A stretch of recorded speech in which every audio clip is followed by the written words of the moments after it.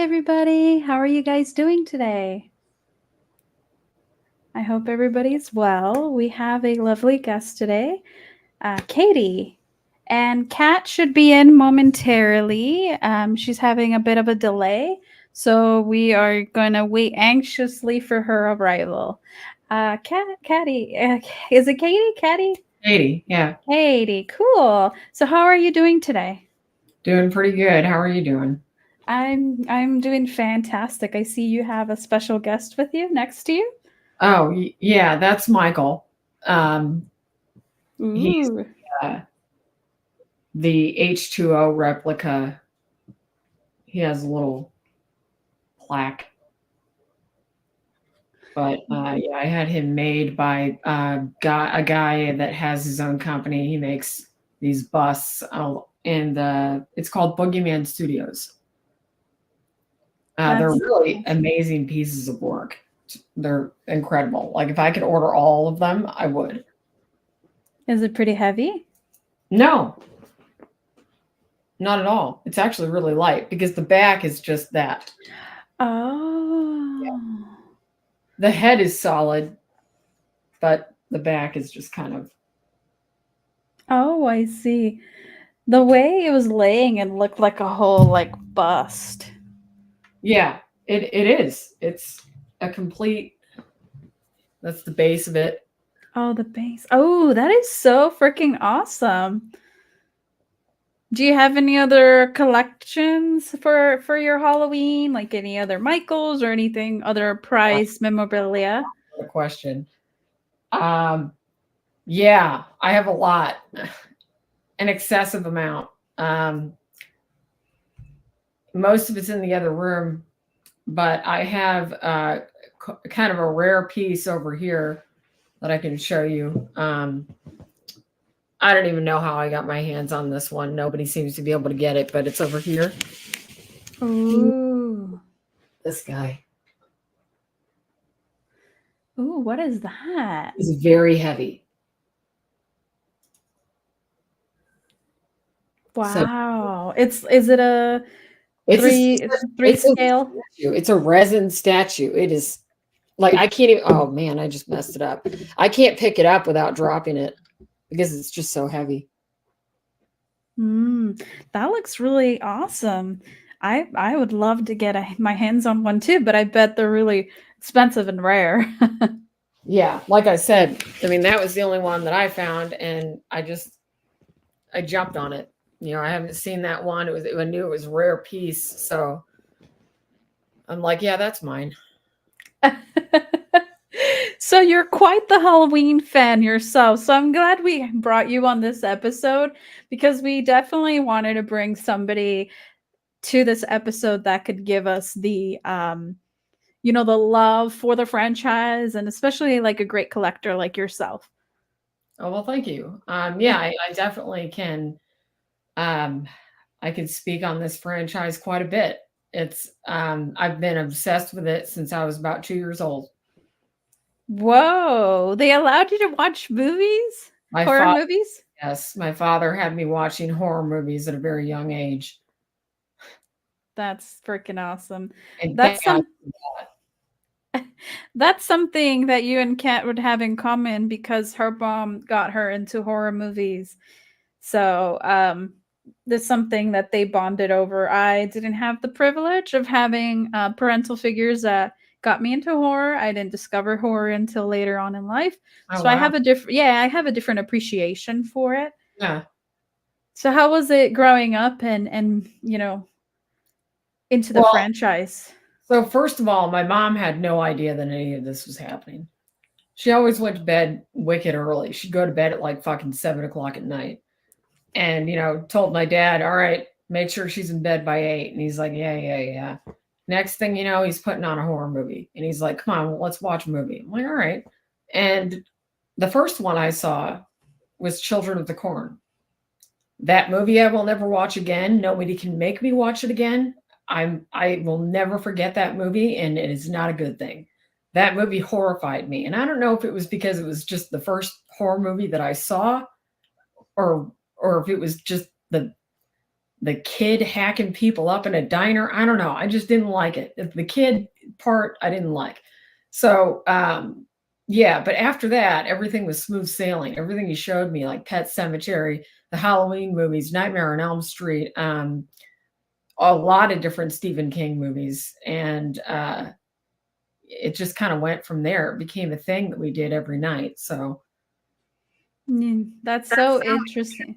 I was never a big fan of the like a few of the franchises, like I'm sorry, fans, but Saw. I was never really a big into I'm Saw. 100% with you on that, but I also don't classify that as the same kind of horror that this is.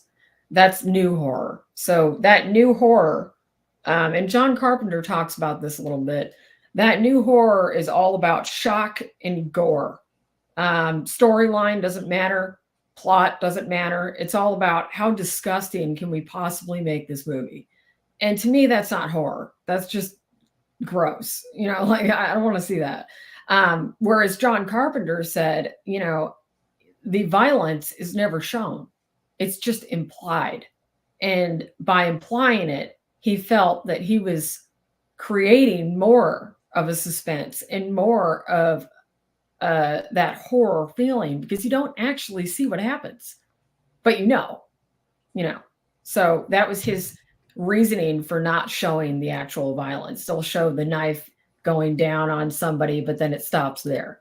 So, and that was his choice. Right. So let's save Halloween 2 for when Kat arrives because that is her absolute favorite. Let's start out with something extremely controversial just to get us all riled up and ready to go. Tell us, Katie, your opinion on Halloween 3.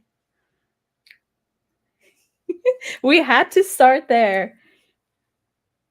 He doesn't want to talk about it, but I'll talk about it. Of course he He's doesn't. I upset. wouldn't either. He's I legit would be upset right now. He's hurt. But I will say that when I first saw the Halloween movie, the Halloween 3 movie, I didn't like it. I was like, what the fuck is this?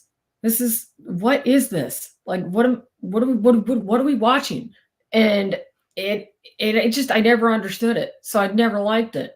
And then I interviewed John Carpenter for the first time. And I said, what's with Halloween 3?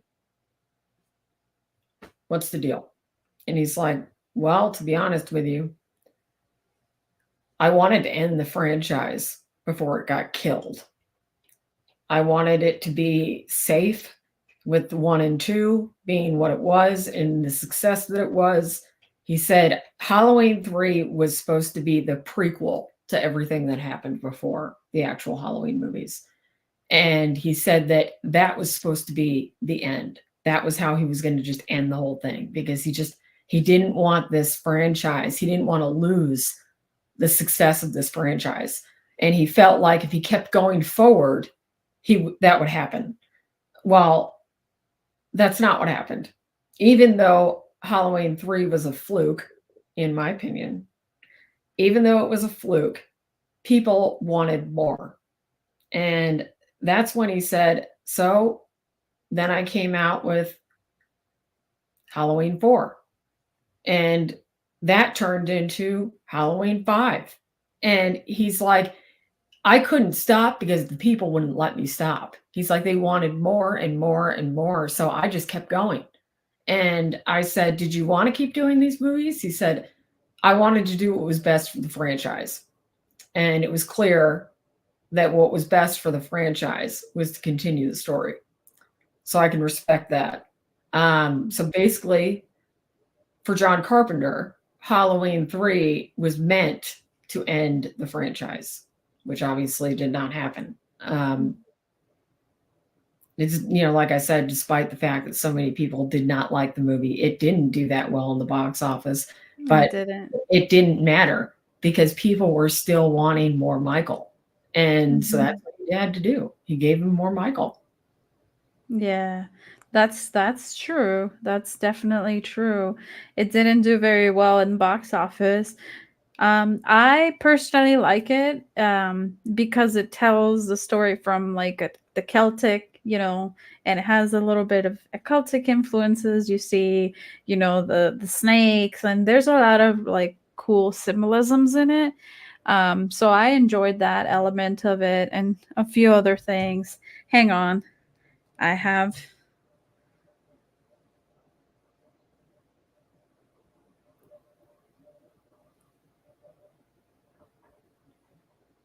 Yes, Kat was just texting me. So she should be on shortly. Okay, cool. Yeah. We can't have a show without Miss Cat. She's a fantastic.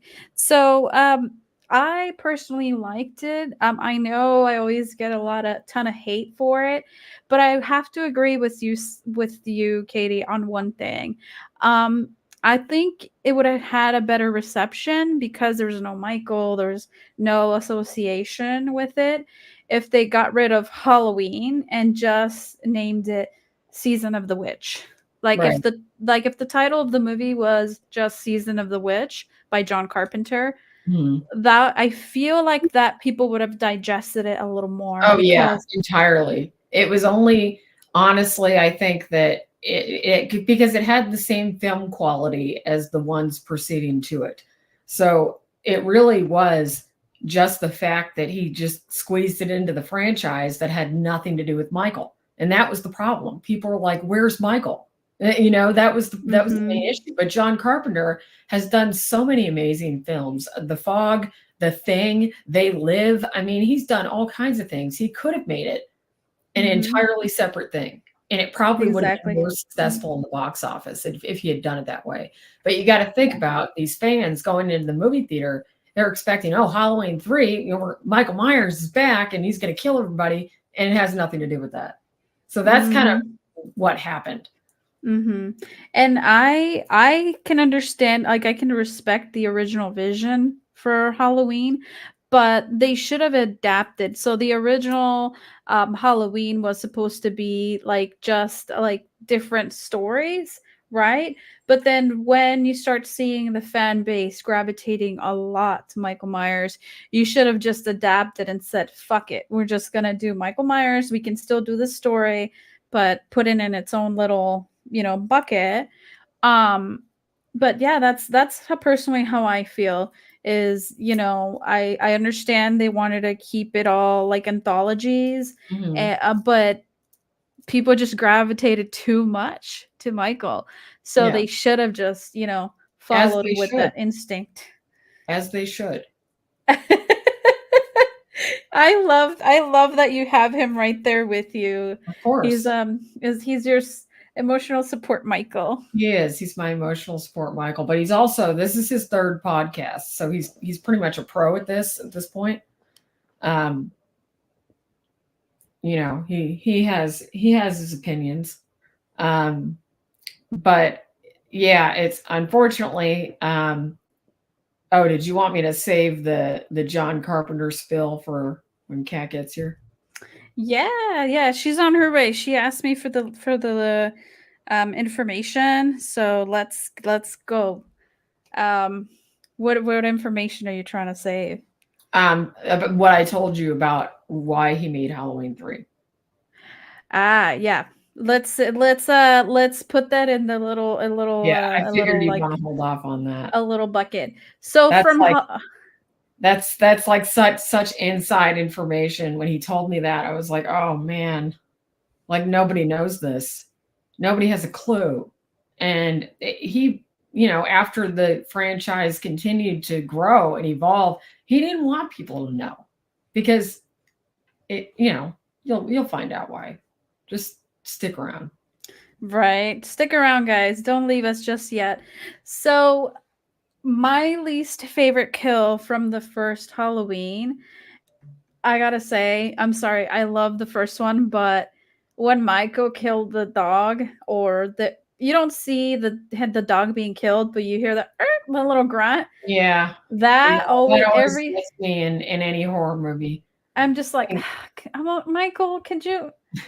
Could you I, have not could you have killed, like, the grandma or the grandpa or, like, it's like a any person dies, and I'm like, yeah, get yeah, him. And get then him. animal or a child, and I'm like, oh no, no, I don't want to No. watch this anymore. I mean, but luckily that was only a very brief moment, It was very brief. very brief. So it was for me, I was able to move past it despite having that sensitivity. Um, but I think they were at that point trying to, that was the original. So they were trying to prove a point, because he does a lot of walking around and doing nothing in the original. So they did a few little things to kind of prove a point and say, hey, he's dangerous. He's a killer. He's a killer. He's a Ah, homicidal yeah. maniac. You should be Yeah. afraid of him. So yeah, they had to throw in some things here and there. But as John Carpenter said, I didn't show the violence. He didn't. No. We just heard we just heard a dog kind of whimpering in the background, and you're like, "Yep, he got him," but Mhm. you didn't see the no dog, no being hurt, nothing. You just heard it, and then you just let your brain assume what is happening. You filled in the blank. Well, I will tell you that I don't know for sure whose idea it was, but I will tell you that that entire movie was pretty much improvised. The whole cast collaborated on ideas for that movie. Hi! Oh my goodness! Hi. Thank you. Thank you so much for coming. We were waiting for you. We were just like, we're like, wait, don't say that. We're gonna wait for Kat. And then we're like, wait, don't talk about Halloween 2. We're gonna wait for Kat. Yeah, So I somehow got the times mixed up. I was actually watching Halloween 2 again for the umpteenth time. Been there. been there. So where what were you saying, Katie, about the how they got the idea for the off screen? So basically everything in that movie, the first Halloween, 1978, everything in that movie was basically a collaboration of the entire cast. So for instance, I'm going to do something funny here, but I have to prove a point. You remember when Annie is walking out to the laundry house in the back of the backyard? She's walking back and forth, and she's walking out in just a t-shirt and her underwear, and she's doing the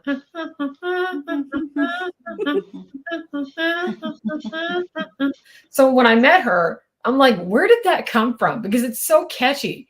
Like I find myself doing it when I'm doing laundry. It's like an association that I have now with laundry, that tune. Not kidding. Maybe it's just me. But I asked her and she said, to be honest with you, we all thought of it. And I'm like, really? She's like, me, Jamie Lee Curtis, Nick Castle, John Carpenter, and all the others, we all thought of it together. And I'm like, that is incredibly unique because I had been under the impression that this was all, you know, John Carpenter. John Carpenter had this vision and he was calling all the shots, but really what happened was he had the vision and allowed everybody else to put in their own thoughts on what should happen in that movie. And that's exactly what he let them do. And it became huge. Ooh, yeah. No, you were gonna say something about Halloween 3, and we were gonna save it till Kat got here. So I'm pulling it out of the hat, and I'm giving it to you. Your turn. Me again? Okay. So when I talked to John Carpenter, I had to ask him because I had to have some sort of sense made of this. Why did you make Halloween 3? There was no Michael. Why? And he said, I'm going to be honest with you. That movie was supposed to be the last. I was trying to end the franchise by adding a movie that's essentially the prequel to 1 and 2, and then have that be it. And he said, but unfortunately, well, fortunately, even though it didn't do well in the box office, people were still saying, where's Michael? And he couldn't get away from that. People wanted more. So there comes 4, there comes 5. And he really wanted to protect the franchise at a very early phase, 1 and 2. He thought that was it. That was what I needed to do. Any more is going to ruin it. I've got to end it this way with 3. He thought that would be the good way to end it, like a prequel type thing. And it didn't work. People would not let it end. So he had to keep going. Ooh, it's like the Halloween 3 is what broke him into being like, fuck this, I'm gonna make more Michael. And that's just crazy because me and my husband were just talking about that earlier today. We were like, 3 would have been fine if he would have used it as a prequel and had the mask that Michael was wearing be one of the masks that was a sham. Even that would have made all the difference. But the fact that there was no Michael at all, had nothing to do with Michael Myers, is what people didn't like. Because when people came to see the new movie, oh, it's Halloween 3, because Halloween 1 and 2 were such a big deal. They expected Michael Myers walking around, killing people, being creepy and behind bushes and shit. And he wasn't even there. So people were like, what is this? This sucks. So that's kind of, even though it didn't go well, he still was receiving the messages that people wanted more. And they were not going to be happy if there wasn't more of the franchise. So he delivered. That makes sense. You know what would have been super cool?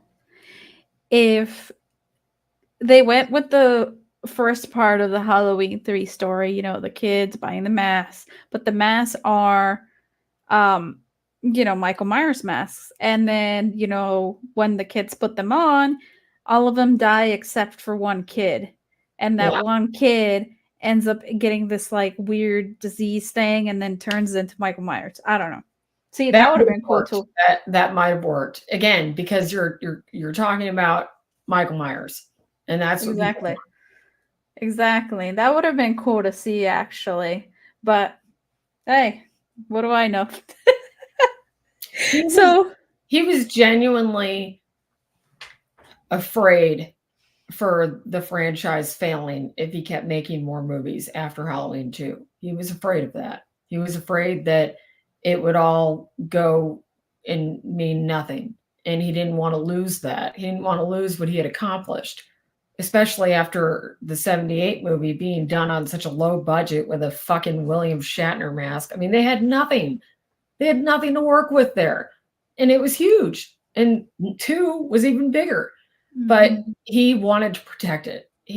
For some reason, and maybe this is an artist thing, for some reason he felt like if it went on any further, it would just kill the whole franchise and it would all have been for nothing. That's how he felt. That's what he told me.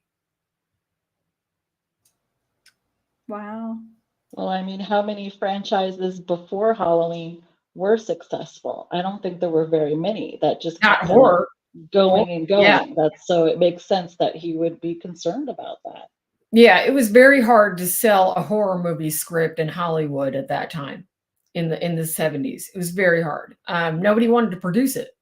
It wasn't, it just, nobody wanted it. So that was a struggle for these cinematic horror writers, these horror filmmakers. They had to struggle just to make these damn movies, and then they had to get somebody to produce it, and that was even harder. So luckily, he did get somebody to produce it, and it became a huge success. And maybe that was part of his anxiety with feeling like it was all going to go spiraling downhill, and he was going to lose everything that he had gotten from those 2 movies. But it's hard to say. And you can tell that especially the first one is a labor of love, right? We have the thing being shown and that they're watching as one of the 3 movies that she's gonna scare the hell out of that little girl. She won't know what hit her, right? So and then he later goes on to remake the thing, and then in part 2 we see George Romero, Night of the Living Dead. We see that they're watching on the TV later. And of course, the only scene that we really see is directed by, because he respected him a lot. So I thought that was awesome. Right. Totally agree. I like that. I like that little tidbit when the little boy was like all freaked out, and then they're like, "Turn it off," and he was watching the scary the real life horror movie. It was like a weird. It was like a very weird, like, I don't want to call it Mandela effect, but like a weird, because that exists as a movie in our world, but then it was a movie that they're watching in their world, so it was like a weird, like, kind of third it's wall like a breaking. three-dimensional movie. It was, I mean, that was another problem people had with it. It was too confusing, It was like, all right, we're trying to follow a story and you're like going back and forth, and what are we even looking at? What is this supposed to mean? People didn't understand it. And rightfully so, because like I said, it had nothing to do with Michael Myers. So, if you had gone in to just watch a film that was called The Season of the Witch, people would have reacted very differently. But Oh yeah. because it was made as part of the Halloween franchise and called Halloween 3, people went in expecting Halloween, and they didn't get that. So it was a fluke. But it just shows you how powerful this franchise really is, because despite the low box office numbers, they kept going. People still wanted more. And despite Rob Zombie trying to kill it as well. What was that? Oh yeah. Despite Rob Zombie trying to kill it as well. Thank God you said that. I wasn't going to say anything because everybody's like obsessed with Rob Zombie. First of all, I'm going to say this. You're not obsessed? Is that what you're doing? I'm saying I do not like Rob Zombie movies. Thank God. All right, cool. We're all on the same nope, page. do not. I'm going to go ahead and say it. Rob Zombie kills movies. He doesn't do anything of his own. The only thing he did do of his own, House of a Thousand Corpses, fucking sucked. And then he's trying to remake all these classics that he has no business touching, Yeah. So I despise Rob Zombie as a person, as a musician, and as a filmmaker. And I have no problem saying that. He had no business touching the Halloween franchise. That would be like, somebody trying to remake another classic, but do it totally differently, because Rob Zombie did it differently. Rob Zombie did it with the violence, which is not what John Carpenter did. John Carpenter withheld the violence. For example, he would show when Michael's killing somebody, the knife comes down, but that's the last thing you see. You don't see the actual violence. It's just implied. And he felt that was more horrifying than actually showing the violence. Because, yeah, we know that the person died, but did they? It added suspense for him. That's what he told me anyway. This is from his mouth. It added suspense, and that's what he wanted. He wanted suspense. And, yeah, I can't believe that Rob Zombie had the balls to even touch these movies. And then he has to throw his wife into everything. Oh, yeah. Well, because he has no one to act, bitch. Stop just screaming about everything. Like, all of the people in all of his movies are B-list actors. He can't get A-list actors in his shitty movies. So it is what it is. I mean, it speaks for itself, I think. Facts. But I will say on this subject, I asked John Carpenter another question. I said, why did you come back? Why did you come back with Halloween Kills? And he said, I had to. I said, can you elaborate on that? And he said, I could not leave the franchise the way Rob Zombie left it. He said, this was my baby. And if I had to come back and make another fucking movie, then that's what I was going to do. And I was like, good on you. Good on you. That guy's a cinematic genius. He wasn't going to let anybody fuck this franchise up. So he came back. He did Halloween Ends, and lots of controversy with that one too. But hey, you know what? He was trying to end it, and that's in the title. So you get what you get. I don't know why people are surprised. He really has been trying to end this franchise for so long, just because he doesn't want it to get ruined. Like when Rob Zombie decided to recreate it, that was a pure example of what he was afraid of. He didn't want that to happen. He didn't want there to be any more stories, any side storylines, any side plots. He didn't want that. He wanted his franchise the way that he made it. He put his heart into it. As an artist, to have somebody take that and then make something new that sucks, that reflects on him. So I feel bad for John Carpenter when it comes to Rob Zombie's movies. And I know from speaking to him that he didn't like me either. So he did not like him. He said some underhanded comments at the convention me and Kat met him at. He made a lot of underhanded comments about Rob Zombie. As he's gotten older, he's talked a lot more. He used to be a pretty quiet guy. You couldn't really get him on an interview. He just wanted to make movies and kind of not be a star, even though he was, because like I said, and I'll say it all day long, he's a cinematic genius. And that is, again, referring to The Thing, The Fog, They Live. I mean, there are so many masterpieces that he has created. And so he was really, really protective of this franchise. And to come out years later when he's old as hell and make another movie just to make sure that it didn't get left at Rob Zombie's shit ass films, he came all the way back to do it again. And he's old. You know, didn't want to do it again. He didn't want to do it again after 2. So you can imagine like how stressful that is. But he got them all back. He got Jamie Lee Curtis. You know, he got everybody. And they had the whole gang again, and they all made it work. Yeah, that was really good to see. Now, Kat, now it's your turn to take over the mic for a little while.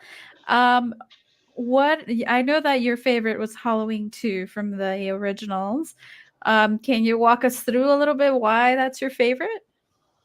Well, I love it because it's nonstop, and it continues right after the first one ends. It's you could kind of combine the two and just make an extended movie, like a 3-hour, like we have movies now.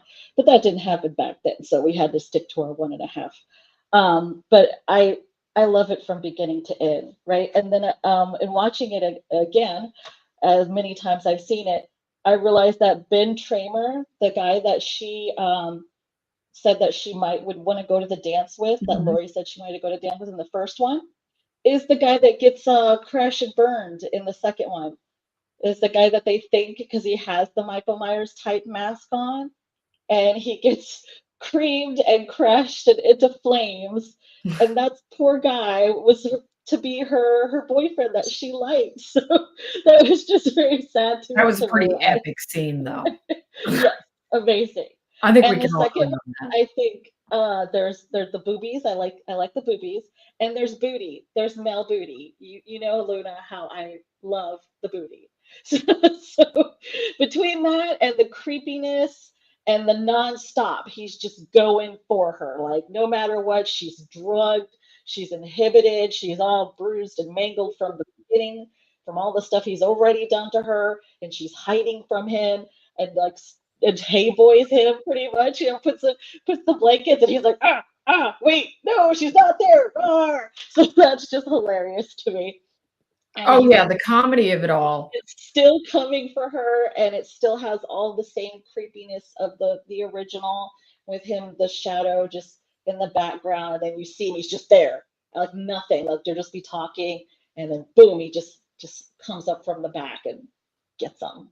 So that's why it's my favorite. And I think because I watched it more growing up, because I was born in 78, so that one was just on TV more. So I got exposed to it more because of my age and when I grew up. Nice. Yeah, that film had a lot of humor. That's when I feel like John Carpenter added a lot of humor into the film, and he continued it. So, you know, when when Michael would get knocked down for a second, whether he's hit by a fan or a baseball bat, whatever. That scene with Jamie Lee Curtis hovering in the doorway and Michael Myers is laying on the ground behind the bed and she's sitting there sobbing and all of a sudden he just sits straight up. And I thought that was so cute. I was like, that is adorable. And he continued that. He did that in many of the other movies. He made him do these very cute things. And that was intentional. I asked him about that too, because he wanted to bring humor to it as well. When it got really scary, he wanted to put humor in it. And I think that that's only something a genius would think of. Right. I also observed that in 2 there was like a some comedic moments. I don't know if they were intentional or not, but remember when the guy left, whatever, he's gone, and she's just sitting there like, what are we gonna do today? And Michael just kind of puts his arm over, and then she's like, and then she starts stroking his head. It's like, oh, the finger action. Yeah. The whole Ghost Bob thing was meant to be hysterical. I was like, oh my God. It was. Did you not realize? I laugh every time. I'm like, oh my God, there's Michael Myers in a fucking sheet pretending to be Bob with the glasses on and everything. And he's just standing there. She's like, where's my beer? And he's just standing there like staring her down. And meanwhile, Ghost Bob or Bob has a knife shoved through his throat and he's hanging from a cabinet downstairs. Good stuff. That's a great scene. Do you remember the one in the hospital where they just got done taking like a hot, steamy shower, and then Michael comes from behind her, and then he kind of does this whole thing, and she's like, sweetie, she's like petting his hand or whatever, and then she looks up and she's like completely naked. And then, realizes, oh, that's not my honey. You're talking about the hydrobath scene. Yeah, the hydrobath scene. Yeah. Yep. And she gives them little lickings and kissings. Like, and yeah. I was like, oh my fucking God. Well, I mean, in her defense, she thought that her boyfriend was coming right in through the door after her, and Michael got there first. But yeah, that scene, that was kind of, I would say, the most gore that I saw in those early movies was that scene, because he pushed her under that hot water, brought her back up. Oh, that's scalding. Brought her back up. And as he brought her back up each time, you saw those third-degree burns get worse and worse. And that was like, he had his moments. He did. He had his moments where he showed you the horror. But he kept it to a minimum because he didn't want to overdo it. That's John Carpenter's whole persona, is about not overdoing it. And he was so protective. He didn't want to overdo anything. So he thought everything through very precisely. Yeah, that's true. The part that scared me the most, believe it or not, like, because you didn't expect it, where the security guard goes and checks out the trash can and the fucking cat jumps out of the trash can. That pussy attack. Pussy attack.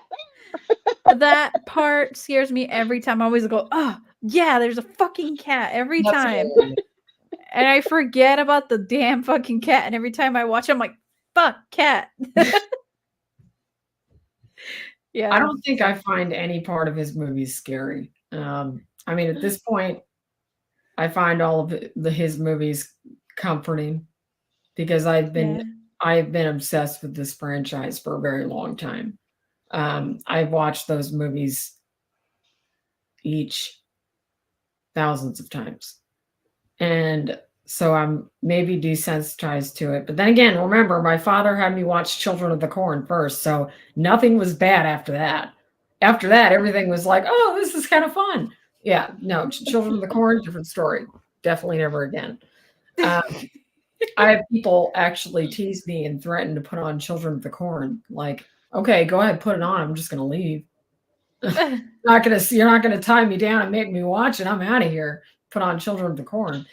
But so you don't do creepy kids of That's what I said. Yes, yes. The kids, they're creepy. fucking creepy. And then they go in, and we're getting into a whole different movie now, but they go into the diner and they just have axes and machetes and they hack up all those old people. I was like, oh my God. What are these children doing? What is this? I'm like, I can't ever watch this again. I remember that scene very vividly. Yeah, I'm not a fan of Children of the Corn. It definitely is Pet Cemetery. Wanna play, Daddy? The little guy. Oh, he was cute though.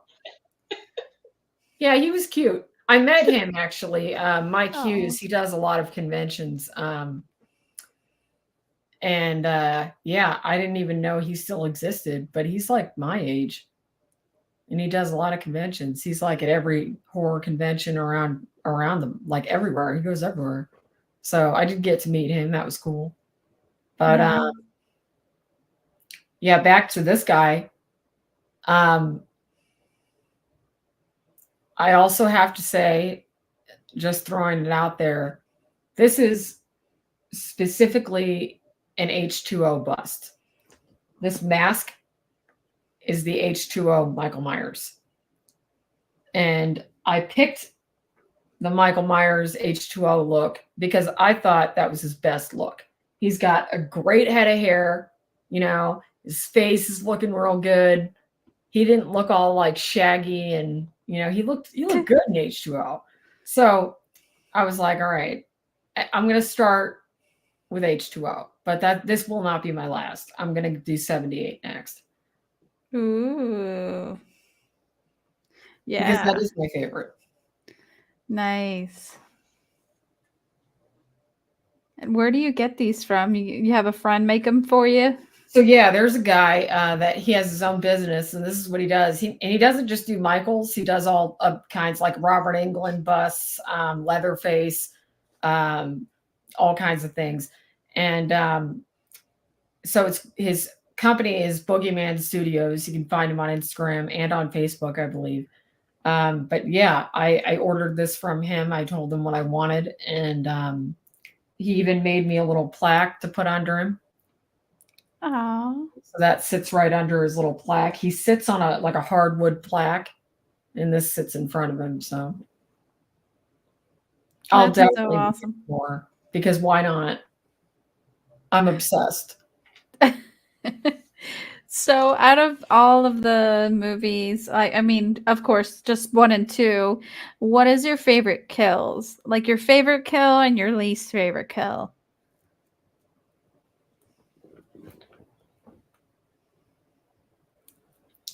Okay.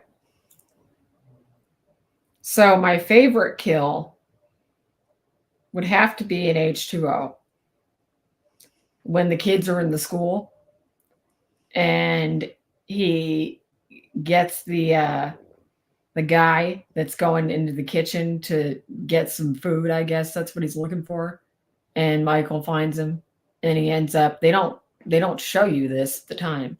He ends up getting put in that little dumbwaiter.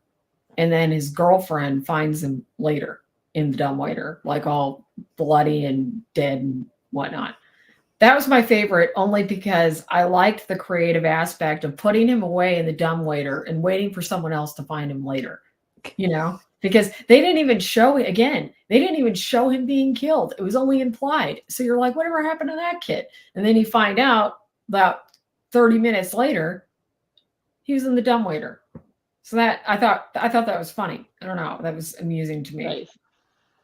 Yeah, I love Michael's love of art. He seems to be very creative and creating things that pop up and scare you. My favorite is in the first one, when nails the guy to the wall, and then he just admires his work slowly. Like he's admiring his work. Mm-hmm. Nice. Yeah. And I love that they gave him such a personality like that. He wasn't just a homicidal maniac that didn't say anything and walked around real slow. He had a personality. He enjoyed what he did. And you could see that when he would do he was proud of it. And I thought that was a pretty cool touch. Again, another creative plus for John Carpenter. That's true. My favorite kill, because it was very spooky to me. Not yes, very spooky. I'm afraid of drowning and I don't like hot stuff. That hydro scene. Nope. I've been in an apartment fire once. That shit was stressful and hot. I made it out alive with no burns. I can't imagine actually having received burns. So that's a big fear of mine. And then drowning. Nope. That must really suck. So the fact that he was like, kind of waterboarding her, I would think. Yeah, absolutely he was. And that's why I agree with you. I thought that was a little excessive. It just up and down, showing you more and more of those third-degree burns and how much worse it gets the more he puts her under the water. I totally agree with you. I think that's like Rob Zombie shit, Mm-hmm. That's not what I want to see. It was over the top, but it was my favorite kill because it instilled the most fear because of my fear of drowning plus my fear of being burnt. So having both, I'm like, oh fuck. That's Here we go. Cool take on it. I thought you were going to say that was your least favorite kill. No, it's my favorite kill because it instilled a lot of horror and fear into me because of my, my fears of drowning and burning. And I think John Carpenter would be happy to hear that. Yeah. And my least favorite is, like we were discussing earlier, the dog in the first one. Did not like the dog dying. He didn't know, he didn't care, and he ended up. And that wasn't the first dog either. Apparently Michael had dog for lunch and dog for dinner in the first one. Yeah. He liked the dog. Yes. Well, they had to make, as endearing as he is, they had to make him a killer. He was a homicidal maniac. He was a murderer. But there's weirdos like us that think he was adorable. So, and I'm one of those weirdos, which is why Michael Myers is all over my house. I'm admitting that. I have a problem. Hi, my name is Caitlin, and I have an addiction to Halloween, the franchise. Well, there are sadly tons of women that are obsessed with real serial killers. At least yours isn't real. Oh no, I'm not. I don't fuck with that. I mean, the fictional stuff, the cinematic stuff, that's what I'm talking about. There was a lot of magic behind that. That's very true. Couldn't have been done without Michael. That's true. That's true. It's like the same way I feel about Robert Englund. I mean, Nightmare on Elm Street wouldn't be Nightmare on Elm Street without Freddy, that character that brought everything to life. Michael was that. That was it for his movements, how he was just kind of like all the time, like he was like a wet noodle. That's how he moved, and he like ran around, and he was kind of silly. And again, that Wes Craven did Scream as well, and Scream was hilarious. I mean, I was like felt bad for laughing as much as I did in those movies. But Wes Craven also was able to combine comedy with horror, and definitely agree with you on that. Oh yeah. Yeah. And another one too that did really well, Hellraiser. We were talking about franchises before Halloween that did well, and I think Hellraiser was one of them too. It was mostly England, like a England cast, but hey, that was they had pretty interesting characters. There was a little bit more violent, I think. It was intense. That's what I take away from it. It was just intense. I wouldn't say like horrifying. I mean, it was scary, but it was intense. It was just like, what is this guy gonna do? Because he's just standing there with his nails sticking out of his face, and just stands there like his full body in that black coat. You're like, what the hell? So yeah, I definitely can appreciate the amount of scare factor they put into that character just by the way it looked.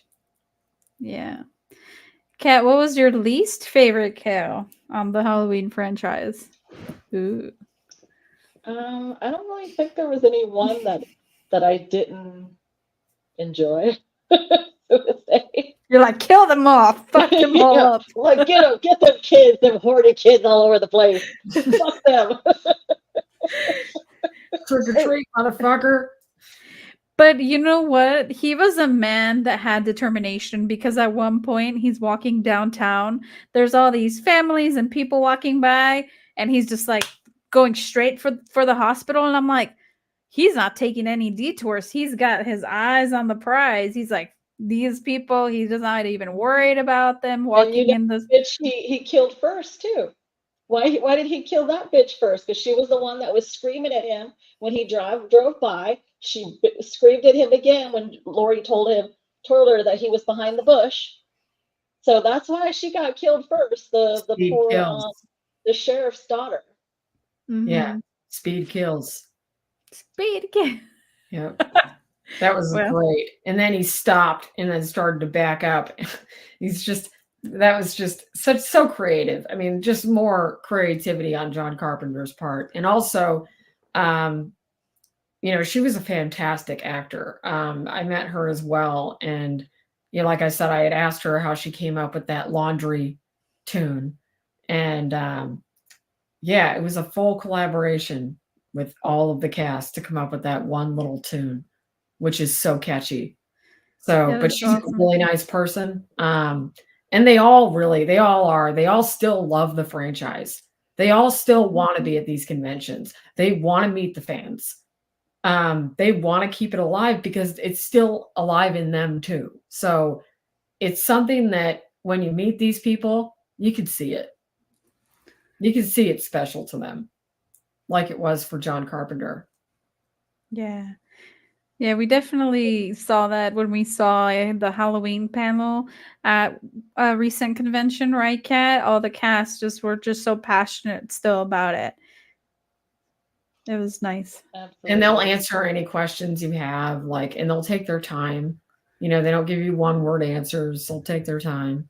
Mm-hmm. Whereas a lot of these other horror movies that came out at that time, those celebrities are not that way. And the Halloween, like I said, they're a different breed. And I'm glad to have met all of them multiple times and to be able to have more conversations with them about these movies. It enlightened me on what was going on and what they were thinking when they were doing all of this. And I appreciate this franchise more and more every day.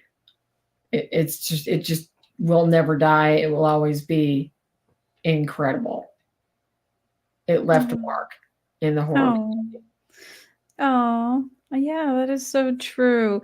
And what better way to celebrate Halloween with such an amazing person like yourself, Katie? Now, if our viewers want more, if they want to hear more of your story and see what you're up to, where can they find you?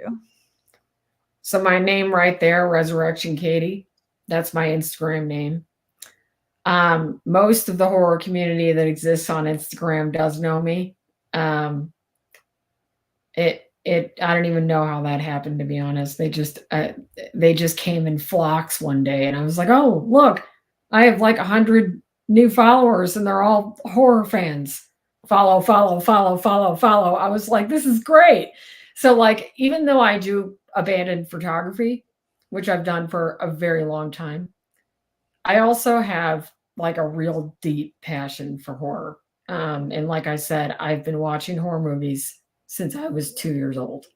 So it just can't be taken from me. So that's always part of me. I mix that with my abandoned photography. A lot of my abandoned photography posts, the music I put to it is a John Carpenter music from one of his movies, one of his many movies. I use his music all the time.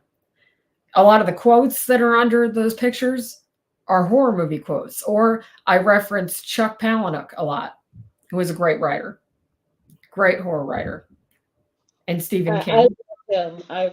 I've been reading him for years, and I think you probably pronounced his name right. I was always like, how do you pronounce his last name?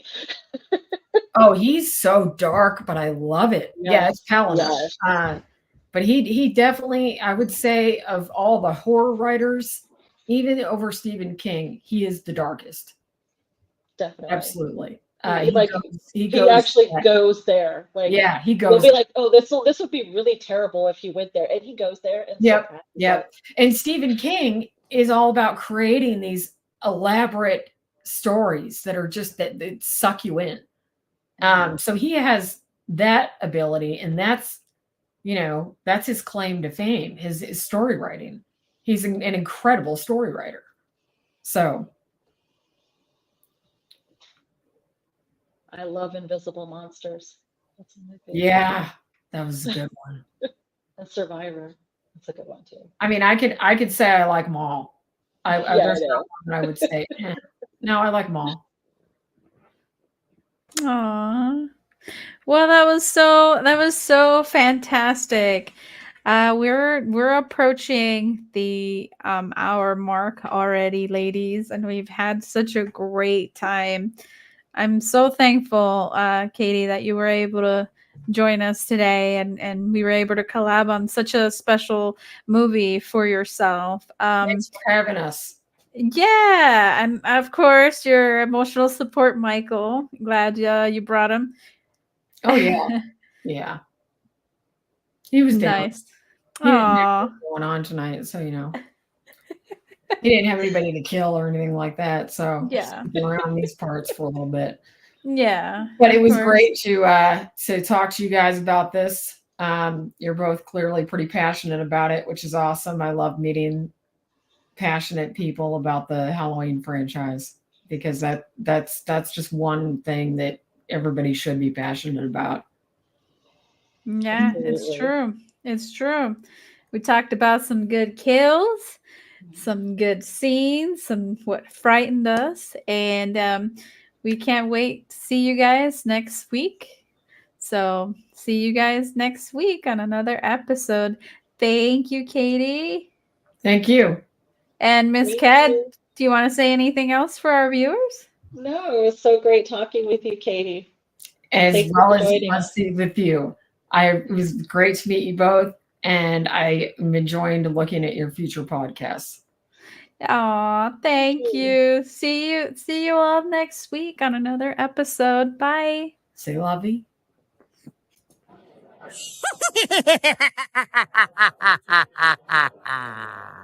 Hello, boils and ghouls. It's your old pal, John Kassir, the voice of the Crypt Keeper. And I want to thank you for listening to Delight and Fright with your hosts, Luna and Kat, a podcast for outcasts.